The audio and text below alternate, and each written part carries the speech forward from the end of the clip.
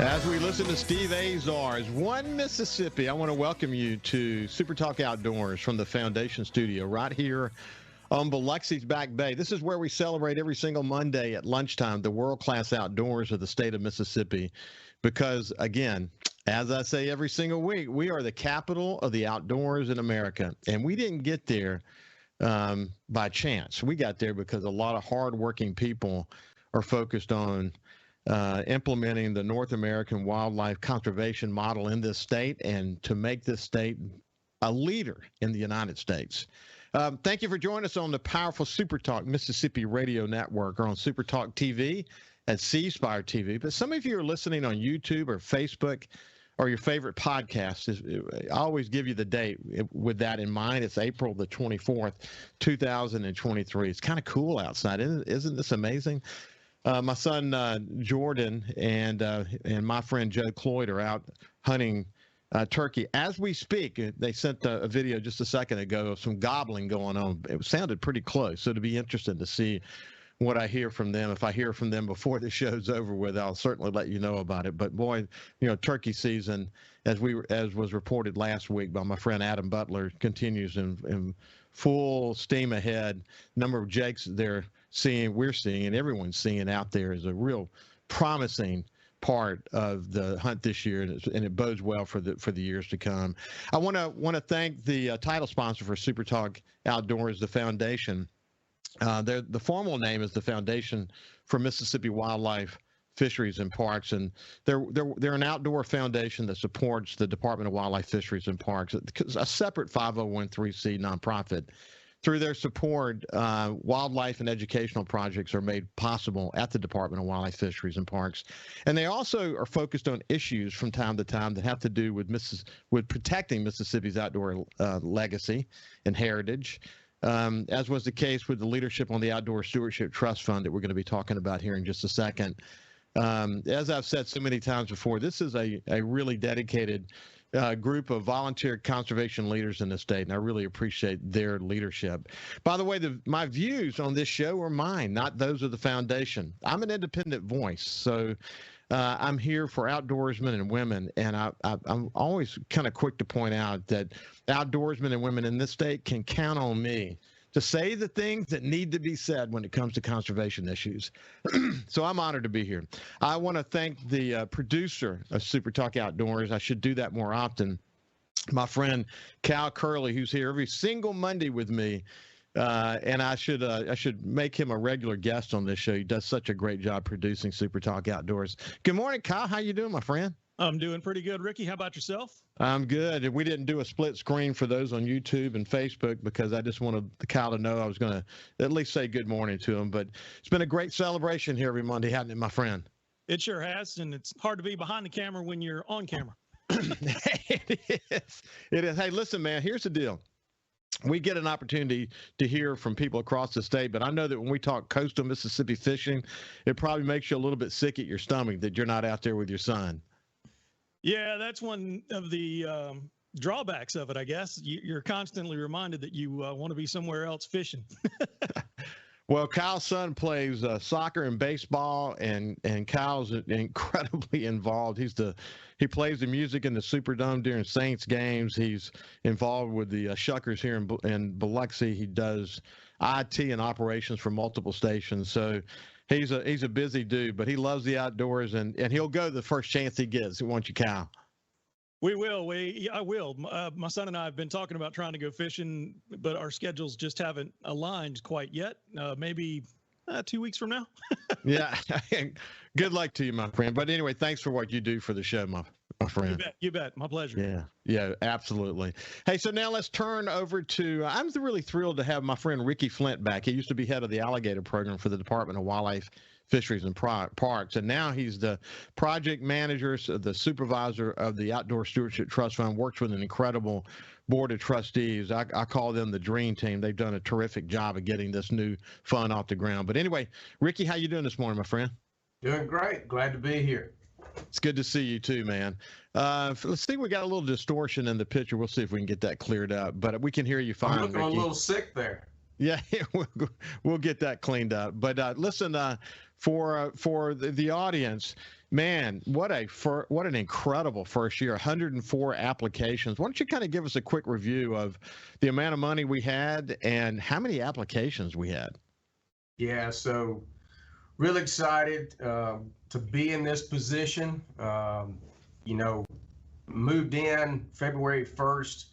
The Board of Trustees had already been very active for some time following the appointments from the governor and the lieutenant governor and the appropriation of $10 million from the 2022 legislature to the Outdoors Stewardship Trust Fund. The Outdoor Stewardship Trust Fund is put in place to have an impact on wildlife and fish resources, conservation projects, access to public lands, access to public waters, outdoor recreation, and a lot more. And with the hope that the state is putting up money to fund these types of projects for state agencies, municipalities, non-government organizations, and those entities can seek matching funds from outside the state or inside the state, hopefully a lot of federal funding. And so that winds up turning $1 of Mississippi's funding into $3 or $4 of resources being brought into this state to build projects to benefit Mississippians. And so that's the nature of what this trust fund is. And so as I came in to this organization, the application process had already been started. It started in mid-January. We had a deadline of February 28th, and by the end of February, we had received 104 applications for funding projects. 50 of those applications came in the last 2 days, which was a little overwhelming to us. We were rocking along there with about 50 applications, and all of a sudden in the last 2 days, we had people knocking on the door, bringing in applications. They were submitting them online, and it created a lot of work there at the end. And it took us some time to get all of these applications put into the system and where the board members could see them and review them. And so that was the next task, was to get that available to the board members so that they could take each individual project and score them based on the criteria that we have established. And then the board gets those score sheets back to me, and my job is to summarize them and then get a report back to the board so that some decisions can be made about which of those projects will actually receive funding. And so out of those 104 applications, it involved 4 state agencies, 6 counties, 32 municipalities, and 15 non-government organizations, with a total funding request involving over $49 million worth of projects. Their request involved $119 million. Funding request was $49 million, involving a total project involvement of $119.6 million to potentially be spent in the state. The matching funds out of that group was pretty good. It averaged about 1 to 1.26 in matching funds. But now we've only got $9.8 million available to expend on these projects. And so this is where the hard work comes in. The board has got some very tough decisions to make. I have spent a lot of time reviewing these projects after having ranked them. And then when you start trying to look at who's going to get the money, there are so many good projects out here in what we have to select from that it gets really tough. And, 34 of the applicant projects had matching funds of at least 1 to 1 or greater. 5 applicant projects offered funds of greater than 1 to 4. So that's exceptional. We even had one project that had a 1 to 14 match. It's great. but then you look at the top 22 matching fund projects, would expend 9.7 million. So if you did it all just by rank, possibly we could fund 22 projects. I think we're looking at the possibility of 20 to 30 projects ultimately being funded. Well, listen, when we come back on the other side, we'll continue our conversation with Ricky Flint, who is head of the Outdoors Stewardship Trust Fund, has a great board that he's working with, and they've got their work cut out for them. But what a great first year. I want to get get some examples of what a project might look like. We'll see you on the other side. Welcome back to Super Talk Outdoors. I have my friend Ricky Flint, who's head of the Outdoor Stewardship Trust Fund, and he works with a terrific board of trustees on that. 104 applications, 4 state agencies, 6 counties, 32 cities, 15 non-governmental organizations, for a total request of $49,759,000. $49 million, excuse me, of course, 49 million. Thank you. And we have 9.8 million to spend. We knew coming out of the gate, Ricky, that there were going to be an incredible number of possibilities in terms of, I mean, really it's limitless when you think about it. When you get people's heads around taking our outdoor enjoyment to the next level, and the fact that we haven't had a fund like this that we could put up to go out and get the amount of matching funds that are available, that we were going to have, there was going to be a lot of unmet needs, and certainly that has been the case, isn't it? Yeah. So, I think there were some unknowns going into this, but there were a lot of known information, and that was that there was going to be a substantial amount of interest. And with that many applications, and I figured out just before the program, it was about 58 different entities that submitted applications. Obviously, some organizations submitted multiple projects, but I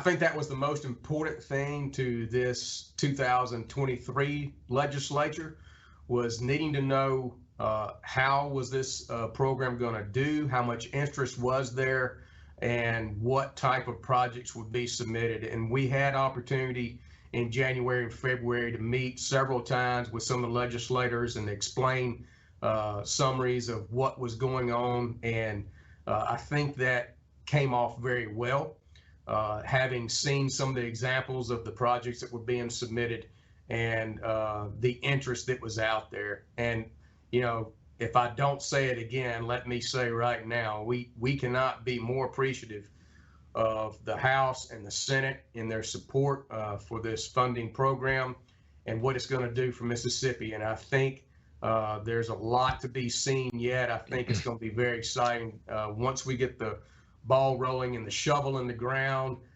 seeing some projects underway in the future, how the impact is going to be on the state of Mississippi and people's ability to go out there and recreate and spend some time outdoors is going to be astounding. So we got $10 million last year. This past legislative session, they approved $15 million. We had hoped for 20, but 15 is a step in the right direction. One of the things that I've said on the show many times, one of the things we really need to work toward, and hopefully legislature will work with us on this, to create a dedicated funding source, because Ricky, some of the projects y'all would consider, and certainly some of the applications that would potentially come in, would involve projects that run across multiple years. Some federal funds come down and aren't just a one-time and done deal, could be over a number of years. And we need to be able to bank on future money. And I'm hoping that a dedicated funding source, so we don't have to come back to the legislature every single year and hope for the best. In this particular case, getting $15 million was a really good outcome. It was a $5 million more than the year before.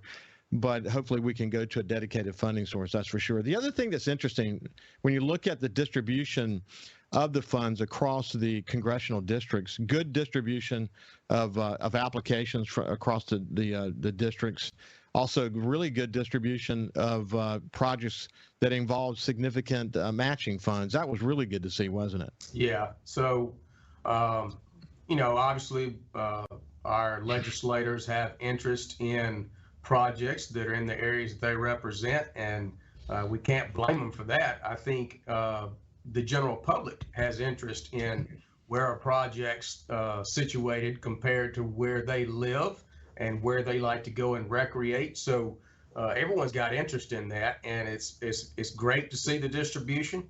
And I think proportionately, those top ranking projects still are spread out very well. And looking at it, every matrix that I've created, which is nearly a dozen different matrices right now on which projects actually get funded, the distribution still looks pretty good. And looking forward to seeing how it all pans out. Our board has already made some preliminary decisions about some projects that we have unanimous consent on, and we've got some tabled that I've been working on getting back with these applicants to get some additional information. And May is going to be a very busy month for us as far as making decisions. It's an enviable role in that we've got so many people engaged. We have so many applications that you can't go wrong with that many great choices to pull from.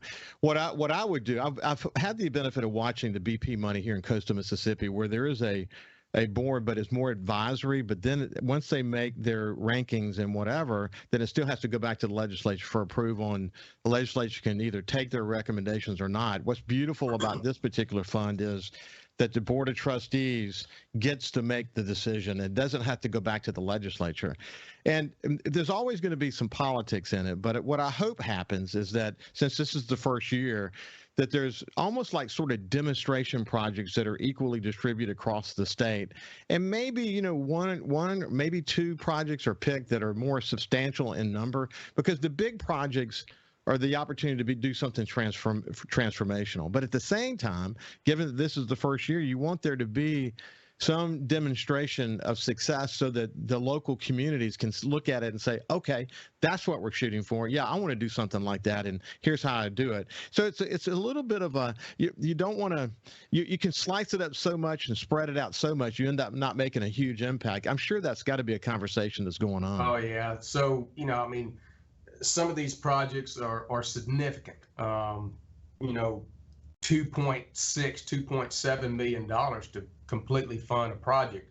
Some of them are very small, $8,700. So obviously, those big projects, you have interest in them because of the impact that they have right there with what they are involved with.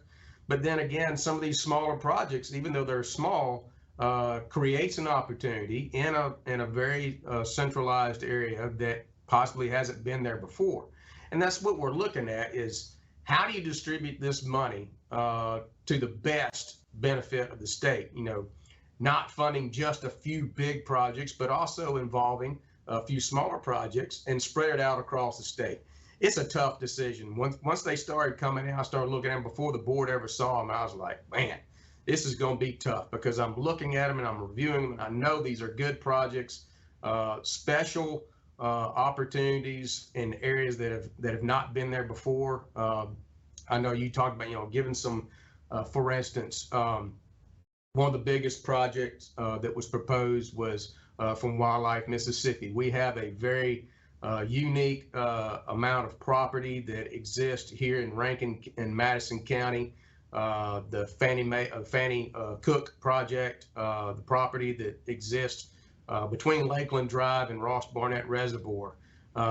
There's hopes of being able to maintain this property in perpetuity, and so this project would hold these properties in perpetuity to be protected forever, to fund recreation and habitat management in those areas, access to public water that hasn't been there before, right here in the central Mississippi, within a couple of miles of the state capitol.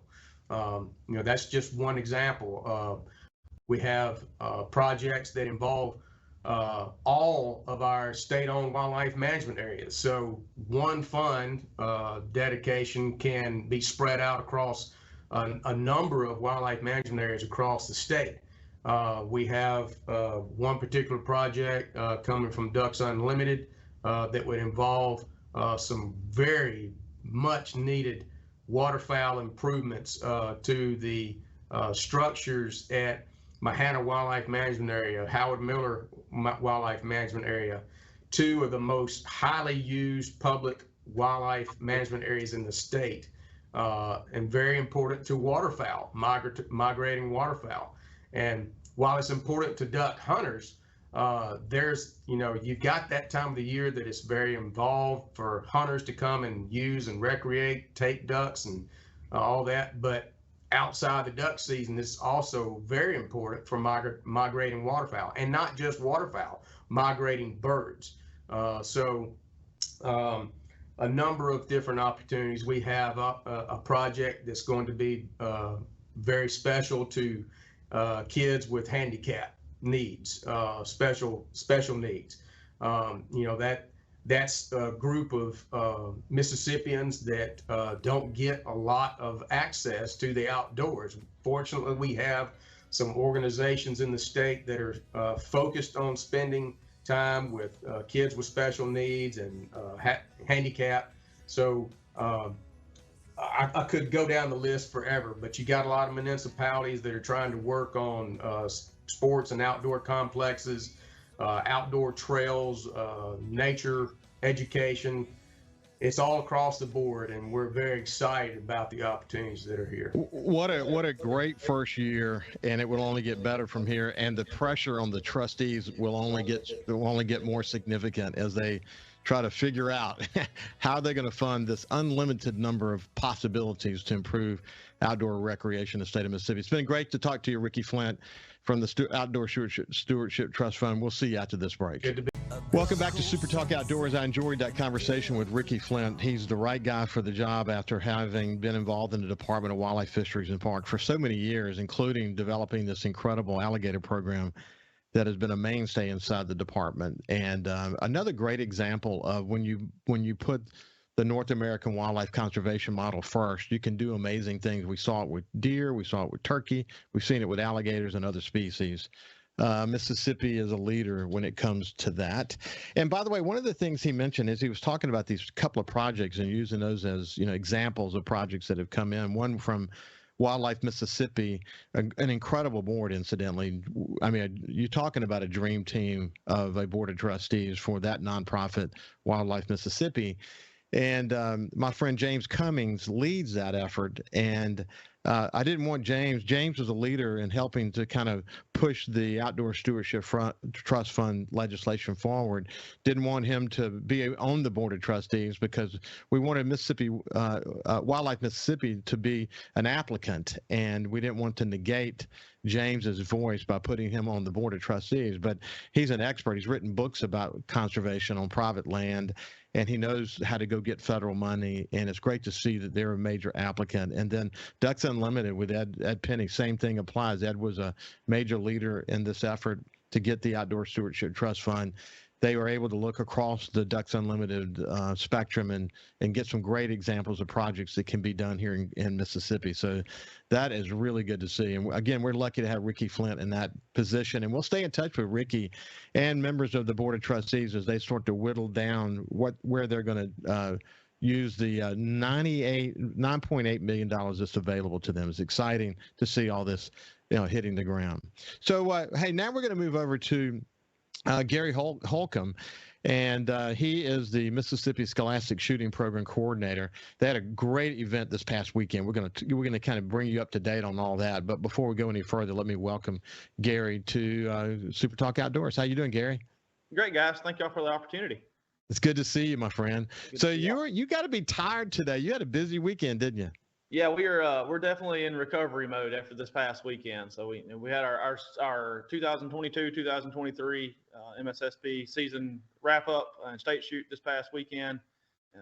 We had about 150 kids down on the coast at the McHenry shooting facility, shooting off for their state titles and some scholarship money. So yeah, we're all in recovery mode right this second. Gary, we're going to come back to this in a second, but it is amazing what has happened with the shooting programs in the state of Mississippi. And then as if that's not significant, because it is, when you think about these facilities that you guys can hold these shooting events, like the McHenry facility, for example. Wow. I mean, we've really done it right. So we're going to come back to all that here in just a second. But you once again, you have you have a long history with the Department of Wildlife, Fisheries, and Parks. How did you decide you want to get into this realm of business? Oh man, so I actually didn't, this wasn't my plan, but I graduated Mississippi State, and I was shooting down there. I was president down there in 2015, and graduated in 2016. And I've been shooting all my life, and I've experienced a little bit of success, more than I deserve, that's for sure. And this opportunity came up when I graduated, and I got hired on as the manager for the McIver shooting facility that was going to open, and just made myself available to help with the MSSP program, and we've been rolling ever since. So now I've taken over this program here from my predecessors, Michelle Carter and Chad Tutchin. We also work together, and we're still a good team. Yeah, I get an opportunity to work with Michelle. She's with the foundation now, and who is a major sponsor of this show. And Michelle's a pleasure to work with. Okay? So look, when you were at Mississippi State, you were the shooting sports president there, 15-time sporting clay state champion, and then 2-time national sporting clay runner-up. You were serious about this, weren't you? Oh yeah. So if you know me, or if you've met me, you know that I have no physical gifts other than really good eyesight. I'm not the fastest guy around, the strongest guy around, or the biggest guy around, but I got some really good coaching early on in life, and made good on that. Like I said, I've been exceedingly blessed and fortunate across the shotgun stages across the country. So it is literally you were literally tailor-made to be involved in this Scholastic shooting program, weren't you? No, that's right. I feel like I'm exactly where I'm supposed to be. That's cool. That's cool to see that. I read the other day a great quote about passion. About passion is so important to be able to do, and when you have passion, you can literally love making a difference. And I see that in you. You have a passion for what you're doing, don't you? That's right. It's a lot of work, but there's nothing else I'd rather be doing, and I enjoy every second of it. Getting to work with our schools across the state and our young kids. That's what it's all about. So let's talk about some of the statistics of this really, really highly successful program, like number of schools, clubs, participants. Give me some statistics on how significant it has become. Yes, sir. So our total number of participants this year was 1,376. And that is with we had 76 participating schools and clubs. 56 of those were public schools, and 20 of those are private clubs, or not public schools, but there are 56 schools and 20 clubs across that 76. Yeah. And they're about, when this program first started, it was mostly private schools, but now we're about 50-50 public schools and private schools. It's almost 1-to-1 now. That's exciting, man. You bring in, some of the kids enrolled in this program from past conversations are young people who have been raised in a hunting culture, and they've learned a great appreciation for the gun. But some of them actually didn't have a father, a grandfather, a mother, or grandmother to teach them a love of the outdoors or a love of shooting, but they were introduced to it by this program. That's exciting to see, isn't it? That's right. That's exactly right. We're obviously, the program exists because we're trying to get these kids outdoors and keep them outdoors, and, have them buying hunting licenses and participating in outdoor activities. But also, the shooting sports are good for reaching those kids that aren't the star football players, baseball players, basketball players. We have several kids across the state that have, disabilities or things that won't allow them to participate in those sports, but they can fit right in here. They can be world champions here just like anyone else can.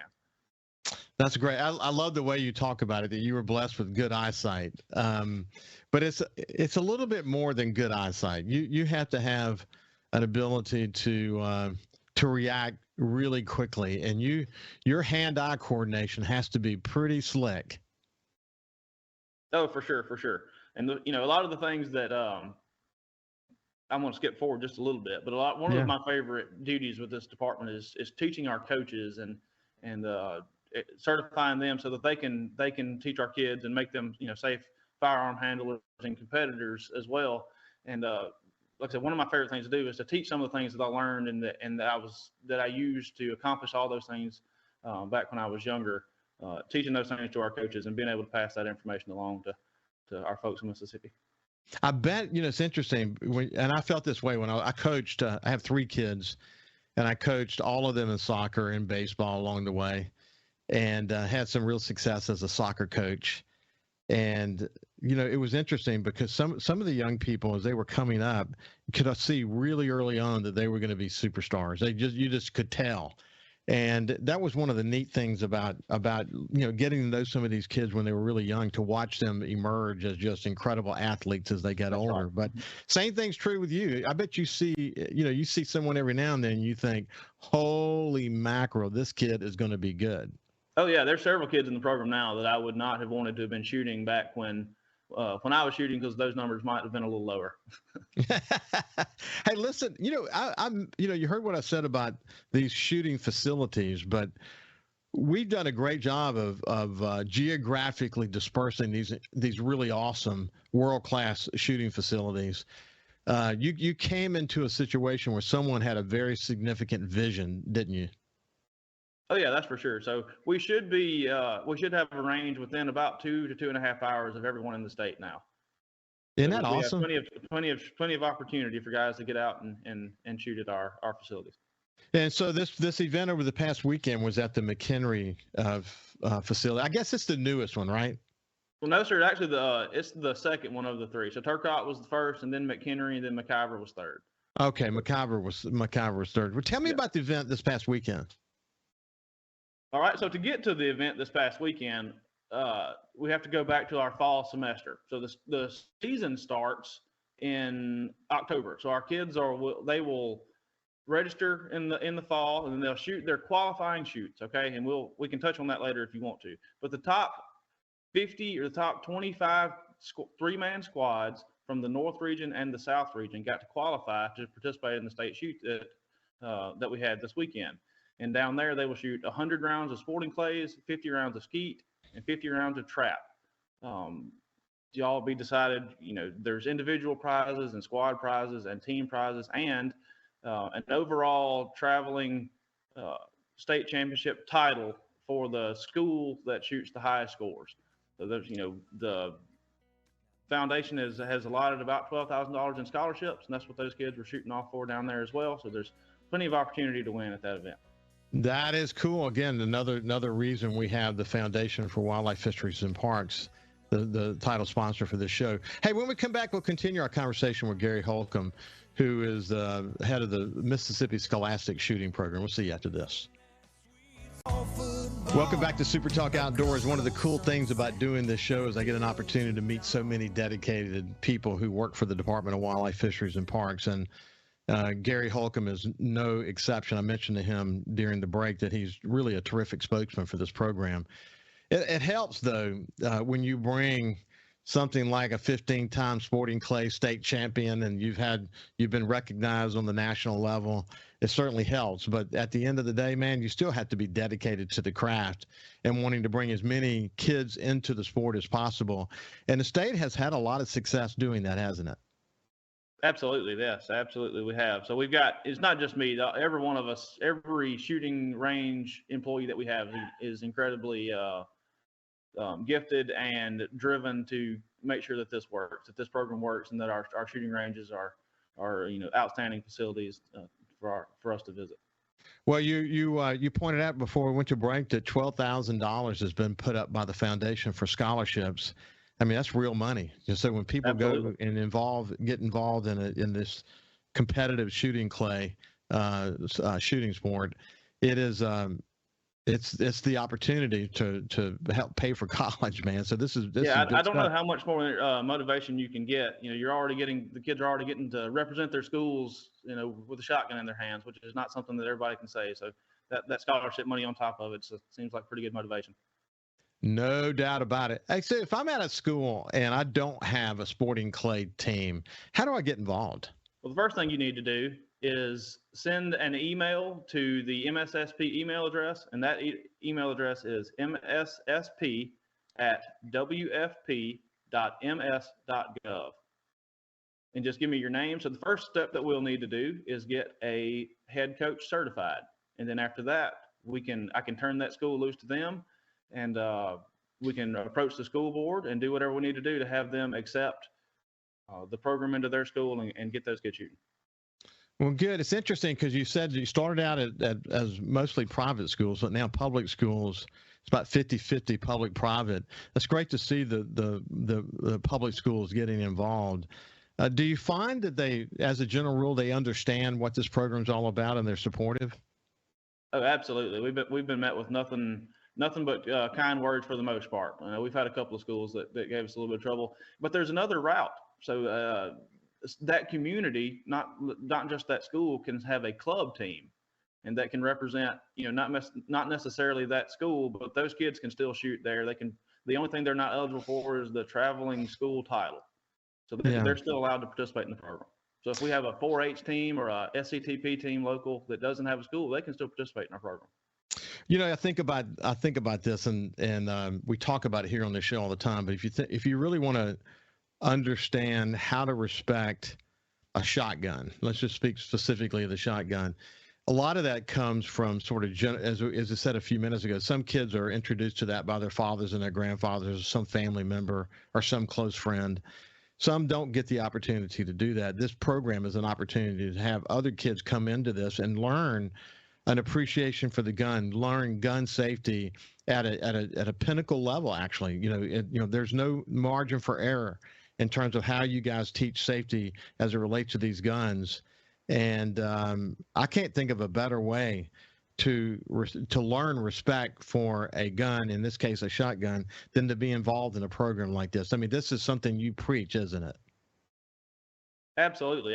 When the kids that come through our program, we're probably going to have to make some management decisions on some of our waterfowl species and migratory game birds, because these kids are going to be hard on those when we have them. They're going to learn how to correctly point a shotgun, how to stand, and they're going to learn a little more than probably what their granddad taught them to kill doves in Dovefield. Isn't that true, man? That is so true, and that's all positive and helps them become great citizens. I say this all the time, and you can certainly relate to this because you immediately brought it back to the dove field or hunting for ducks. But the time that I spent in my boat, or the time that I spent out in the field turkey hunting or deer hunting with my sons, is some of the most valuable lessons in life they'll ever get, where as you're talking about, when you're 100 miles offshore, you don't get a second chance to be safe. When you're deer hunting, you don't get a second chance too often, unfortunately, to be safe. Safety has to come first. There is literally no margin for error. And that when you teach someone that important gift as it relates to a firearm, then it overflows in other aspects of their life. You're teaching them to be responsible young people and then ultimately responsible adults. And it's lessons in life, isn't it, my friend? That's exactly right. And that translates well to and from the Clays course, where you only get one chance at that target. So we need to be right. We need to be in the frame of mind and be comfortable there, because the result is not the same. So your safety is not the same as breaking that target, but they are relatable. They are definitely relatable. Listen, this has been Gary Holcomb, who leads the Mississippi Scholastic Shooting Program for the Department of Wildlife, Fisheries, and Parks. You can just do a search on Gary Holcomb or the Scholastic Shooting Program. You'll find all the information you need, but you should consider joining up into this really, really successful program. Hey, Gary, it's been a pleasure, my friend. Absolutely, guys. Thank you for having me. As we end every show, have a great time in the outdoors and just be safe. Be safe when you're in the outdoors. God bless you, and we'll see you next Monday.